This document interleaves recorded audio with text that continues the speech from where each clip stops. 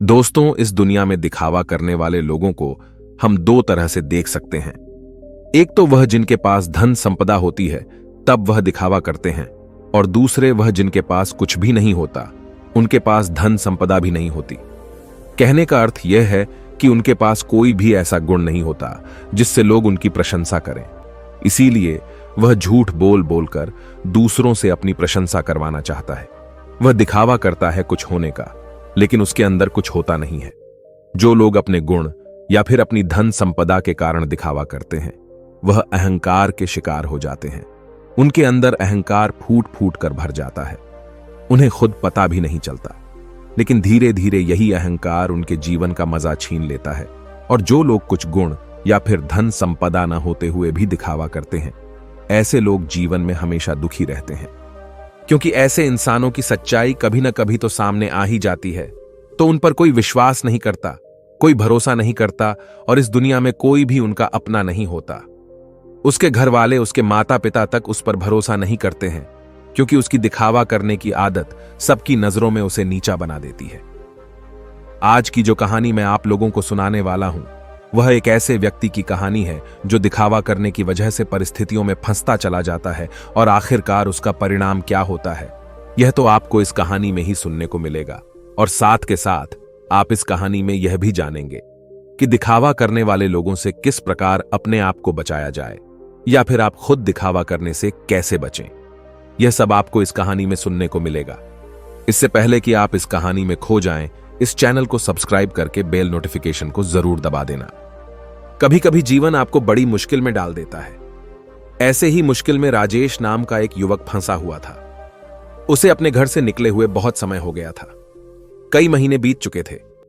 वह अपने घर से यह कहकर निकला था कि मैं नगर में कमाने के लिए जा रहा हूं, लेकिन बहुत समय बीतने के बाद भी उसे कोई काम नहीं मिल रहा था। इसीलिए उसने निश्चय किया कि वह किसी भी तरीके से अपनी कमाई का साधन बनाकर रहेगा। उसने अपने ही जैसे 3-4 युवकों की टोली बना ली थी, और उन सबने योजना बनाई थी कि वह किसी भी धनवान व्यक्ति को बुद्धू बनाकर उसका धन उससे हासिल कर लेंगे। छल, कपट, झूठ और प्रपंच, यही राजेश और उसके साथियों के हथियार थे। उन्होंने योजना तो बना ली थी, लेकिन उन्हें यह समझ में नहीं आ रहा था कि वो अपने शिकार को ढूंढेंगे कैसे, और ढूंढने के बाद उसे बुद्धू बनाकर उसका धन कैसे लूटेंगे। आखिरकार उन चारों ने योजना बना ली। उनकी योजना थी कि वह किसी ऐसे स्थान पर जाएंगे जहां पर बहुत सारे अमीर लोग आते हों, और वहां पर उन अमीरों में जो भी आदमी सबसे ज्यादा दिखावा करेगा, उनका शिकार वही होगा। उन्होंने नगर में एक ऐसी जगह ढूंढ ली थी जहां पर नगर के ज्यादातर अमीर लोग जुआ खेलने के लिए आते थे। उन चारों की योजना थी कि वह एक ऐसा नाटक रचेंगे जिसमें राजेश किसी नगर का महाराज कहलाया जाएगा, और उसके सभी साथियों में से 2 साथी उसके अंगरक्षक होने का अभिनय करेंगे। सिर्फ राजेश ही नहीं था जो राजा होने का दिखावा कर रहा था, उसके साथ उसका दूसरा साथी भी था जो किसी दूसरे नगर का राजा होने का दिखावा कर रहा था। आखिर उनकी योजना क्या थी, यह आपको कुछ देर में पता चल जाएगा। अगले दिन से सुबह सुबह सारे लोग अपने पात्र के हिसाब से वस्त्र धारण करके उस जगह पहुंचे जहां पर शहर के ज्यादातर अमीर लोग जुआ खेलने के लिए आते थे। राजेश उस जगह पर एक नगर का महाराज बनकर पहुंचा था, जिसके पीछे उसके साथी अंगरक्षक साथ साथ चल रहे थे। सब अमीर लोगों की नजर उन पर टिकी हुई थी, क्योंकि राजेश उन सब में सबसे ज्यादा अमीर लग रहा था। उसकी वेशभूषा बेशकीमती लग रही थी, बेहद आकर्षक लग रही थी, जिससे सभी लोग उसकी तरफ आकर्षित हो गए थे। कुछ समय बाद राजेश एक ऐसी जगह पर जाकर बैठा जो सिर्फ बहुत जरूरी लोगों के लिए बनी हुई थी।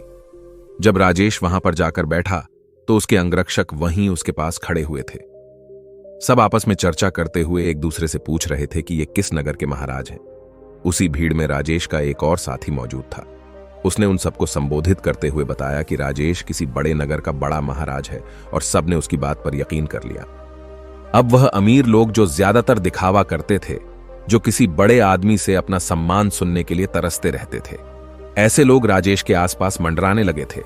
वह राजेश को किसी बड़े नगर का महाराज समझ रहे थे, और वह यह सोच रहे थे कि अगर इनसे हमारा परिचय हो गया तो हो सकता है भविष्य में यह महाराज हमारे कुछ काम आ जाए।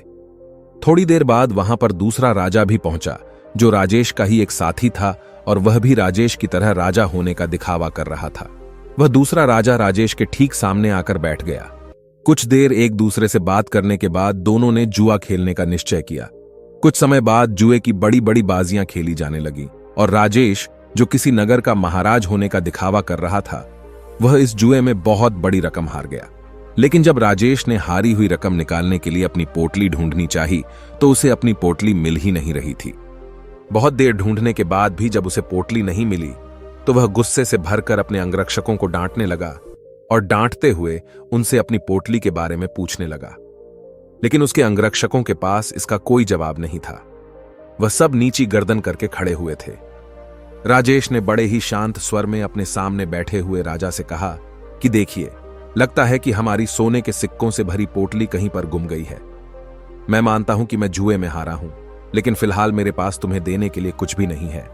अगर तुम मुझे कोई अपना पता दे दो तो मैं तुम्हारे पते पर तुम्हारी रकम भिजवा दूंगा, या फिर तुम मेरे राज्य में आकर मेरे राजमहल में चले आना। वहां पर तुम्हारी पूरी रकम तुम्हें मिल जाएगी। यह सुनकर वह सामने बैठा हुआ राजा गुस्से से आग बबूला हो गया। वह राजेश को बहुत भला बुरा कहने लगा। नौबत यहां तक आ गई कि दोनों में हाथापाई शुरू हो गई। वहां पर उसके अंगरक्षक और इधर राजेश के अंगरक्षक दोनों आपस में भिड़ गए। कुछ देर बाद एक अमीर आदमी उन दोनों के बीच में पहुंचा और उन दोनों का झगड़ा सुलझाते हुए उसने कहा कि महाराज, आप मुझसे कुछ धन उधार ले लीजिए।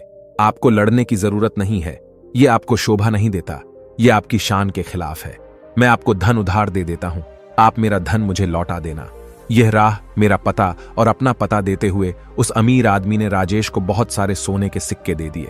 जितने वह जुए में हारा था उसने उसी के सामने बैठे हुए राजा के मुंह पर फेंक कर मारे और उस राजा से कहा कि हमारे लिए इन मुद्राओं की कोई कीमत नहीं है।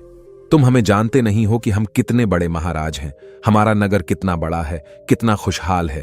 अगर तुम कभी हमारे नगर में आओगे तो तुम्हें पता चलेगा इस सज्जन ने मेरी मदद की है और बदले में मैं इसे इसका इनाम जरूर दूंगा। और यह कहते हुए राजेश ने उसे अपने नगर का पता देते हुए कहा कि अगर तुम हमारी मदद नहीं करते तो शायद आज हमें अपमानित होना पड़ता, लेकिन तुमने हमारी इज्जत बचाई है और बदले में हम तुम्हें सम्मान से नवाजेंगे। तुम्हें कभी भी किसी भी चीज की जरूरत हो तो तुम बेहिचक हमारे नगर में हमारे राजमहल के अंदर चले आना। तुम्हारे लिए हमारे राजमहल के दरवाजे हमेशा खुले रहेंगे। वह अमीर आदमी तो चाहता ही यही था कि किसी तरह मेरा काम निकल जाए, किसी तरह मैं महाराज की नजर में ऊंचा बन जाऊं कि भविष्य में कोई मैं अपना काम उनसे निकलवा सकूं। थोड़ी देर बाद संध्या हो चुकी थी और संध्या समय सभी अपने घर की तरफ प्रस्थान कर गए।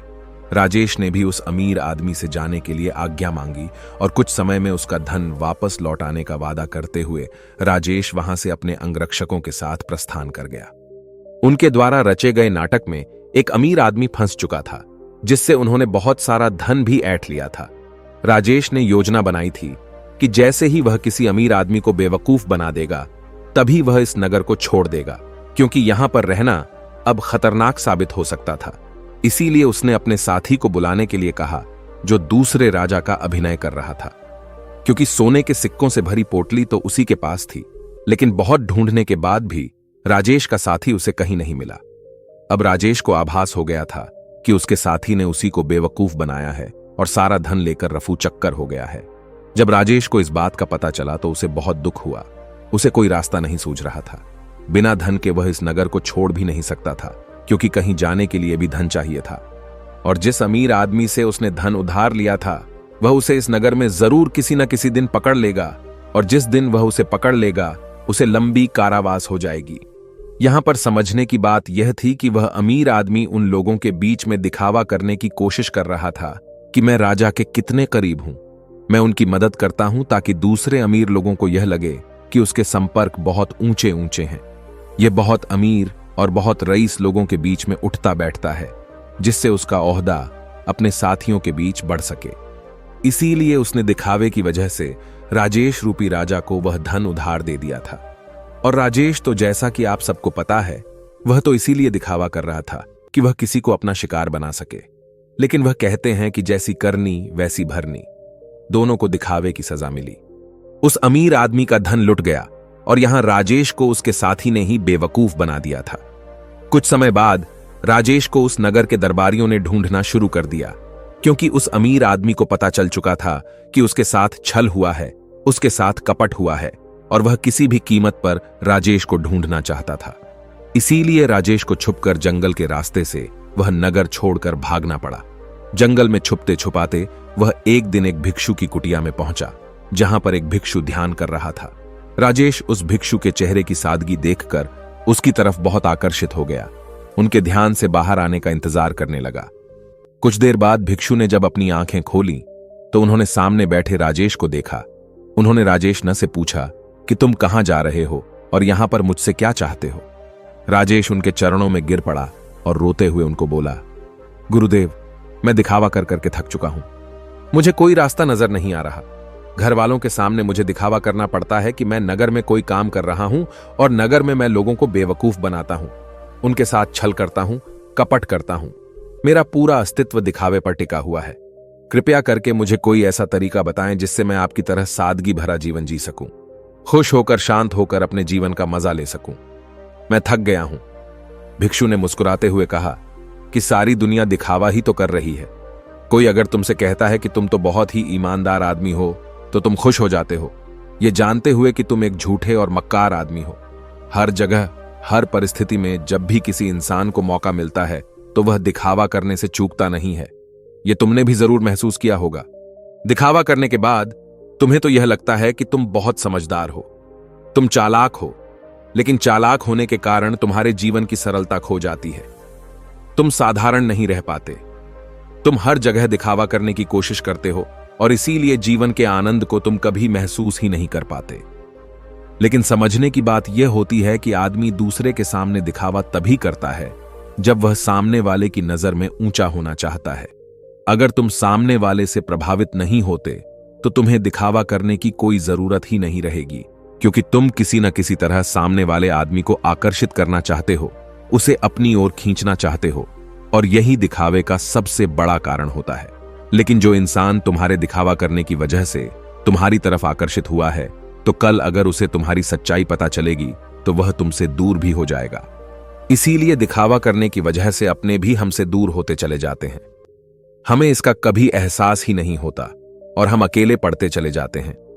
आखिरकार हम पाते हैं कि हमारे आसपास कोई भी मौजूद नहीं है जिसे हम अपना कह सकें, जिससे हम अपने दिल की बात कर सकें, क्योंकि हर इंसान के सामने हमने सिर्फ दिखावा ही किया है।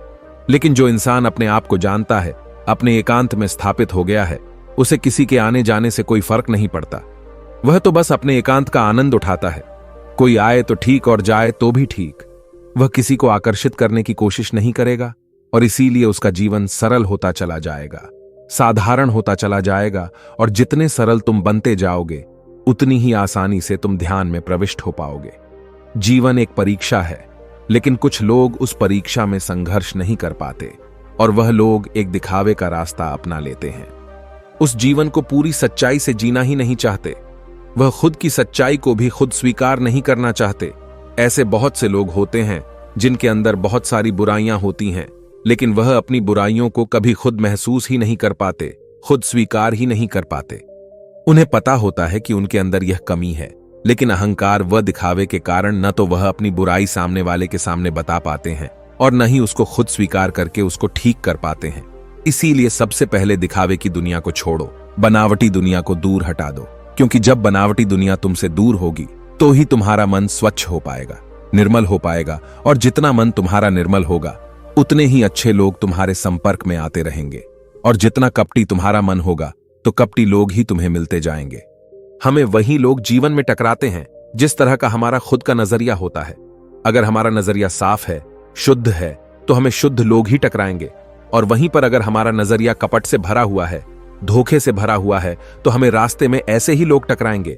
तुम किसी को धोखा दोगे, कोई तुम्हें धोखा देगा, और यह गोला निरंतर चलता रहता है।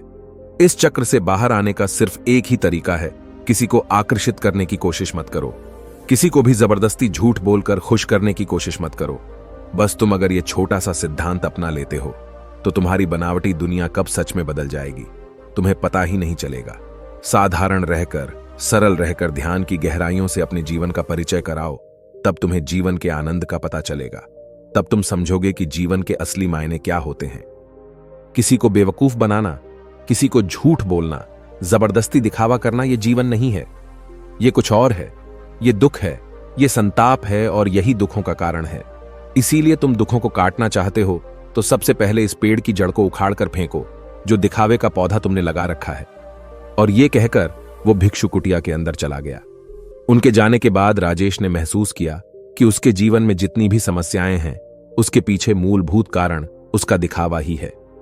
अगर वह दिखावा करना छोड़ देता है तो जाहिर सी बात है वह झूठ बोलना भी छोड़ देगा। फिर कैसी भी परिस्थिति हो वह सिर्फ सच बोलेगा, और जब सच बोलने की हिम्मत उसमें आ जाएगी तो उसका जीवन खुद ही परिवर्तित हो जाएगा। ऐसे ही विचारों में डूबा हुआ वह उस जंगल को पार कर गया। दोस्तों, आपने आज के इस वीडियो से क्या सीखा वह मुझे आप कमेंट में बता सकते हैं। इसी के साथ में उम्मीद है कि आपको आज की वीडियो पसंद आई होगी, तो इस वीडियो को उस इंसान को शेयर करें जिससे यह कहानी सुनने की जरूरत है, और उसी के ठीक बाद चैनल को सब्सक्राइब करें। तो चलिए फिर मिलते हैं ऐसी एक और नई वीडियो में एक नए मैसेज के साथ। तब तक के लिए अपना ख्याल रखें। धन्यवाद और नमो बुद्धाय।